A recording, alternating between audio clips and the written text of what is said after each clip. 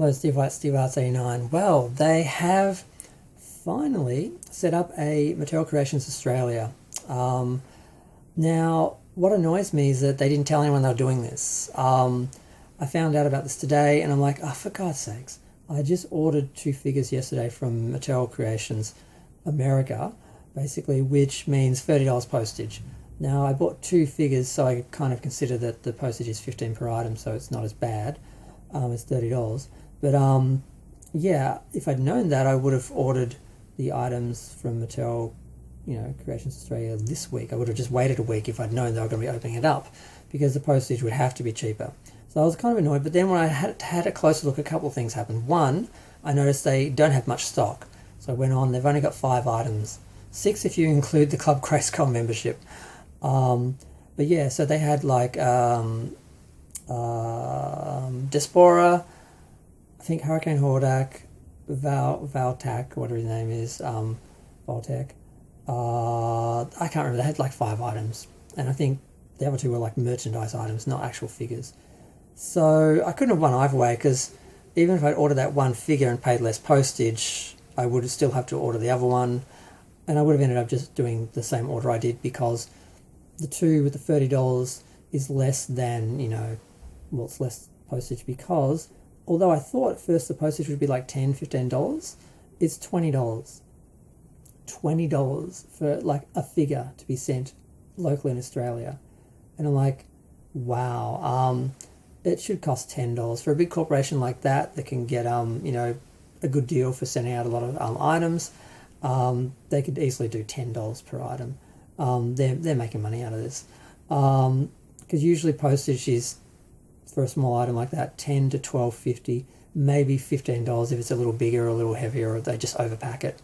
So $20 is ridiculous. They're making money off of this. So now if I was going to order a couple items, sure, I'd order them through the Australian one, because they will come quicker and they will be less postage, because obviously 2 items for $20 postage is $10. 2 for $30 is $15. So I'd save some money, but it's still a little bit of a rip-off, so I'm not happy there. So really, I was really annoyed, because I thought, oh great, I could have just ordered those items and saved money on the postage if they just said like a week ago they're opening it up, because obviously they would have known at least a week ago they were going to be setting this up. But they didn't have the stock anyway, so hopefully they will stock up the local store. I'm guessing it just doesn't have much stock, because they just opened it, and they'll be sending more stuff through, I'm hoping, because I don't want to miss out on things and pay extra postage because they just don't have the stock here in Australia. I was annoyed, really annoyed at first, because I thought I just paid more than I had to, but it wouldn't have saved me. Even if they'd said a month ago that they were going to open up a Mattel Creations Australia, I still would have seen the stock, seen the prices, and worked out it was still cheaper to order the 2 figures from America and pay the $30 postage. So I didn't lose any money really, and it will be a good option in the future for Mattel things, obviously, to pay less postage, even if it is only $10 less when it should be $15 less or $20 less. I am concerned about how much stock they'll have, and also what versions that we get, because the problem with some of the bigger stores is they don't have a lot of transparency. They have like the same stock photos, and you're never quite sure what you're actually going to get. And also with some of the bigger chains like Kmart, Target, Big W, that there is the assortment issue, where they'll have the Master Universe figures on their website, but they don't have separate listings for the figures, so you can't order an actual figure. You just have to order a figure, and you just get whatever they give you.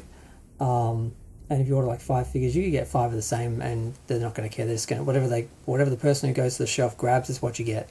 And that's not something that works for collectors. Maybe for adults who don't care what they're giving, like the kids for presents, they're just giving them a figure from a range, they don't care. I guess that could work. Now, it was fine with Barbie, because they have separate listings for the Barbies, so I bought a couple of Barbie figures from the Mattel site in Australia.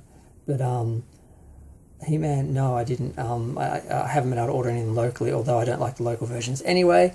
But at least it would have been an option in a few cases, like where I wanted to get seconds and they were cheaper here. But yeah, that's a whole other video about which versions to get or whatever. But I'm going to go. Feel free to share, like, comment, subscribe. Let me know what you think of Mattel Creations opening up an Australian page, the state of their store with the stock.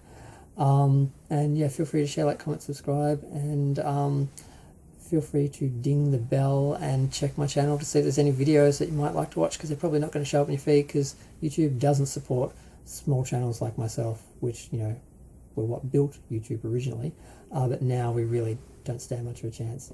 But yeah, glad they've opened it. It's another shopping option, but I am not sure it's always going to work out in my best interest. But we'll see. Hopefully there'll be some advantage to it and I'll get to use it a few times.